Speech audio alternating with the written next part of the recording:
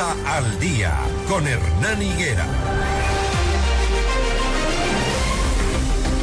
6:25 a.m, al menos 300 internos se estima que fueron trasladados a la cárcel del Encuentro en Juntas del Pacífico, en la comuna de Santa Elena.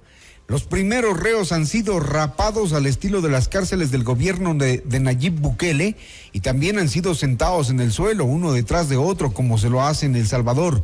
Durante la tarde de ayer circularon gráficas de reos con la cabeza cubierta con una funda negra, otros rapados completamente y atados con alambres y con otro tipo de objetos, atados las manos entre sí. El presidente Daniel Noboa publicó la tarde de este lunes algunas fotos de los privados de la libertad con trajes anaranjados, sin cabello y sentados uno detrás de otro.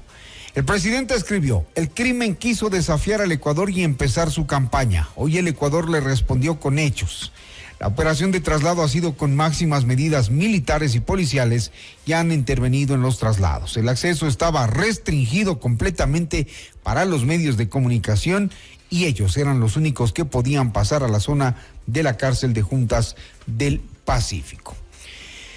Vamos a hablar de este tema con el abogado Fernando Bastias, abogado del Comité Permanente por la Defensa de los Derechos Humanos. También le voy a consultar sobre la crisis penitenciaria que dejó una masacre de 31 reos fallecidos. Pero empecemos por lo primero, el traslado de los presos a la cárcel del Encuentro. Abogado Bastias, buenos días.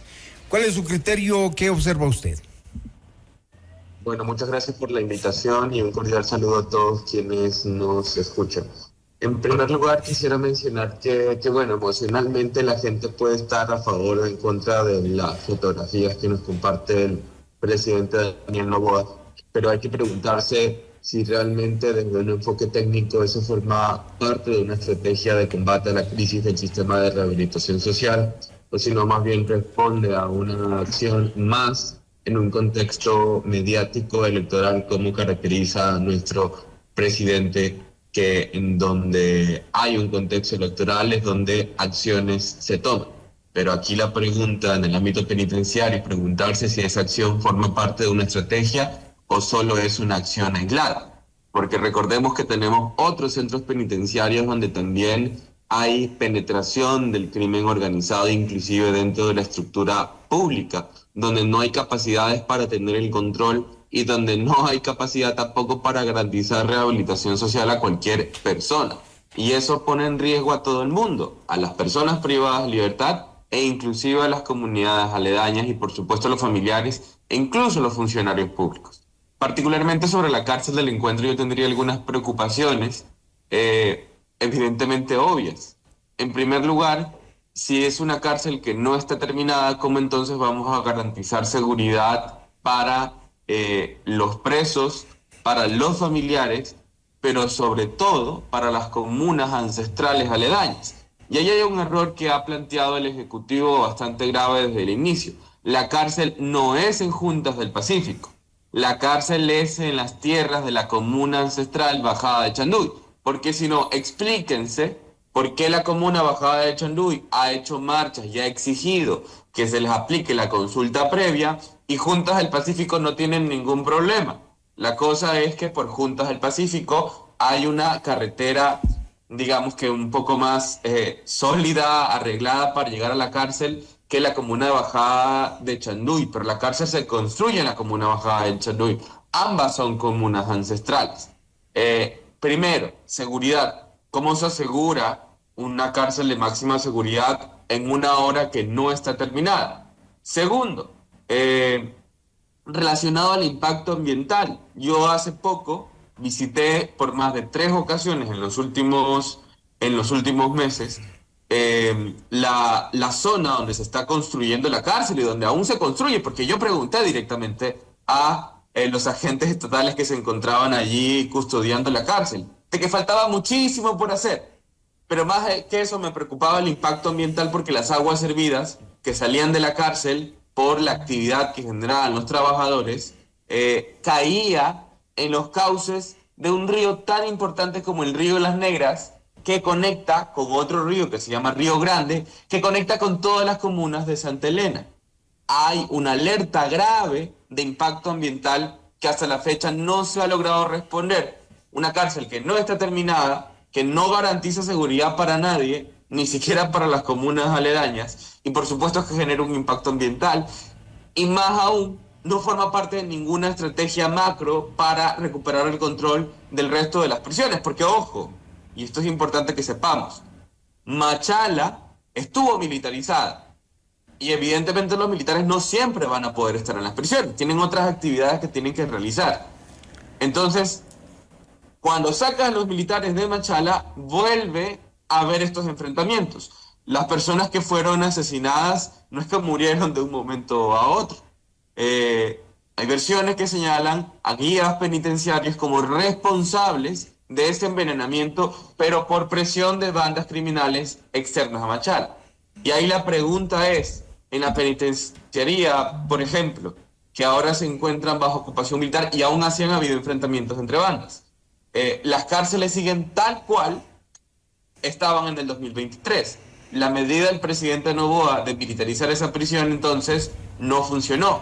Entonces, ¿cuál es la estrategia para combatir la crisis carcelaria? A ver, pero esta es una medida que está iniciando y que está empezando lo que el presidente de la República en campaña ofreció, ¿no? Mano dura contra la delincuencia, porque ya desde las cárceles se evidenció que empezaban a dar órdenes para las afectaciones que tenemos ahora en las calles y que más de una vez se han comprobado coches bomba. A ellos no les importa los derechos de las personas que acá estamos trabajando tranquilas, digo trabajando porque el coche bomba que se desactivó hace algunos días con 3 tanques de gas podría haber afectado a muchas familias y en varios barrios. Entonces, la mano dura, finalmente si la cárcel no está terminada de construir, entiendo que faltan muy pocas cosas. ¿O usted qué logró evidenciar que faltan? Bueno, en primer lugar, cuando hablamos de mano dura, bueno, detálleme cuál es la mano dura que me está proponiendo el presidente. O sea, la no comunicación, que tengan... Claro. No me refería a usted, me refería al presidente, ¿no? Cuando me habla el presidente de mano dura, explíqueme cuáles son las decisiones de mano dura. Bueno, en comunicación, los presos están aislados, incomunicados porque están en un centro carcelario. Pero no lo estaban. No se han logrado detener, por ejemplo, en la penitenciaría las extorsiones continúan. En noviembre de 2024, en la penitenciaría de Guayaquil hubo una masacre carcelaria en presencia de Fuerzas Armadas. Continúa el ingreso de armas y de drogas en la penitenciaría del Litoral. En la regional, por este traslado de presos de la penitenciaría de la regional, por el problema de la tuberculosis, hay una amenaza de muerte a toda esa cantidad de gente que trasladaron de una cárcel a otra porque son bandas rivales y han comenzado a morir personas de manera individual. Entonces, cuando el presidente según dice usted, mano dura... Según usted, ¿qué hay que hacer entonces, Fernando? Si no hay que hacer las cosas así, ¿qué hay que hacer? Sí, bueno, es lo que hemos dicho desde el primer día que ocurrió la masacre carcelaria en la cárcel de Guayaquil. Lo primero es reconocer de que existe un problema grave, no solamente, bueno, sí, el presidente Reinberg, el ministro Reinberg dijo el SNAI no funciona, pero bueno, ¿qué estrategia entonces se responde a ese reconocimiento de que el SNAI no funciona? Lo que hemos dicho es que tiene que haber una institucionalidad sólida, un ministerio, no adscribirlo. En eso estamos de acuerdo, el SNAI no sirve, en eso estamos de acuerdo. Y el gobierno lo ha admitido, ¿no? Hay un proceso que se va a conformar, nuevo personal con militares en servicio pasivo, policías en servicio pasivo, pero esto requiere una aprobación de la Asamblea y ese es un proyecto que está en marcha. Pero con lo que tenemos, entonces, ¿qué hay que hacer? Si es que ustedes como derechos humanos cuestionan esto, ¿qué es lo que hay que hacer? Bueno, el cuestionamiento que hemos hecho ha sido de manera permanente, ¿no? La crisis carcelaria se ha venido agudizando desde la aprobación del Código Orgánico Integral Penal, donde en el 2014, donde se reforzaron las penas y se construyeron cárceles de máxima seguridad hasta la fecha. La crítica ha sido permanente, ¿no? En este caso concreto, el gobierno tiene que reconocer que hay un problema mayúsculo que no se soluciona solo con trasladar a 300 personas privadas de libertad a otra cárcel. No es que no esté terminada solo como obra y que por algo se tiene que empezar. Estamos hablando de la política de seguridad donde se tienen que hacer las cosas bien, porque estamos hablando de vidas de personas, mientras tanto, no de los presos, de nosotros, de las comunas aledañas. De acuerdo en que no hay políticas. Y mientras tanto, ¿qué hacemos? ¿Seguimos aguantando como está? ¿Que se sigan matando entre sí? ¿Que sigan ordenando desde afuera lo que ordenan? ¿Desde adentro lo que ordenan? Me parece que la incomunicación es algo que el gobierno puede realizar. Lo hemos visto en el contexto del paro nacional, donde bloqueó señales e impidió que personas se contactaran entre ellas. Y es algo que hasta ahora no ocurre en la penitenciaría regional, déjeme decirle. Entonces, son medidas que se pueden tomar con los recursos y capacidades que se tiene y con la voluntad política. Y no hablemos solamente de este gobierno, porque pareciera que solamente critico este gobierno cuando la crítica es la política de Estado. En el gobierno del presidente Guillermo Lasso fue exactamente lo mismo. Hubo una inversión millonaria por parte de la delegación de la Unión Europea que se entregó al presidente Guillermo Lasso. Y el presidente Guillermo Lasso, en vez de decir hay un problema estructural en la crisis carcelaria, decidió invertir eso en un diagnóstico penitenciario que al año que viene fue caduco. Entonces, se sigue pensando, y esto es una crítica estructural a la política de Estado de los distintos gobiernos, se piensa en la coyuntura y no en la política de Estado. La primera, necesitamos volver a reinstitucionalizar a cualquier institución que gestione lo penitenciario. Y para eso no se requiere una reforma o una aprobación de la Asamblea Nacional. Asimismo, como eliminó ministerios, el presidente de la República puede conformar nuevos. Para eso no hace falta una aprobación de la Asamblea Nacional. Lo segundo es, por supuesto, decidir que la política penitenciaria es una prioridad. Pensar en la política penitenciaria es pensar en la política de seguridad. Le voy a trasladar una inquietud que generan nuestros amables oyentes. Déjeme la ubico. Me dice: buenos días, por favor, indíquele al señor que no es necesariamente quejarse todo el tiempo, que indique una sola propuesta concreta entonces de qué hacer. Bueno, no es queja, o sea, evidentemente los gobiernos que han pasado no tienen ni idea de cuál es el problema y por eso es que hasta ahora tenemos las cifras de violencia más altas en toda la región. Entonces hay que decirle a los gobiernos cuando no están tomando buenas decisiones porque aparentemente nadie lo quiere hacer. Primero ya lo dije, hay que reinstitucionalizar el SNAI. Eso es una voluntad política que ocurre de noche a la mañana. Eso está en un proceso. Dice, falta poco para que Fernando... Es que no debería ser un proceso, estimado. Es una decisión política que ocurre así. Pero se requiere limpiar el SNAI de la corrupción y de la contaminación que tienen. Y en ese proceso han dicho ayer las autoridades que es necesario contratar un nuevo personal, que es necesario fomentar un sistema de rehabilitación real, porque dentro de las cárceles sí hay gente que se quiere rehabilitar, sí hay gente que trabaja, evidentemente, no todos pertenecen a las bandas y eso también hay que decirlo, pero lastimosamente dice acá otro comentario, falta poco para que Fernando, el entrevistado, desee que hayan trasladado los PPLs en cajitas de algodón y hacia hoteles 5 estrellas.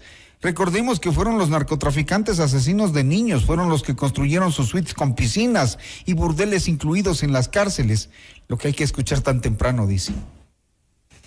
Pero imagínense que quien permitió todo eso eran funcionarios públicos de alto rango que hasta ahora siguen asesorando al mismo gobierno nacional.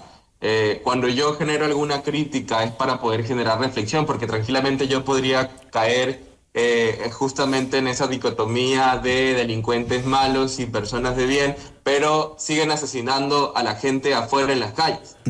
El responsable de la crisis carcelaria y de la crisis de seguridad que ahora estamos viviendo, adivinen quién es, el mismo gobierno central, porque él está a cargo de la política de seguridad. Entonces, ¿a quién le he hecho la culpa yo?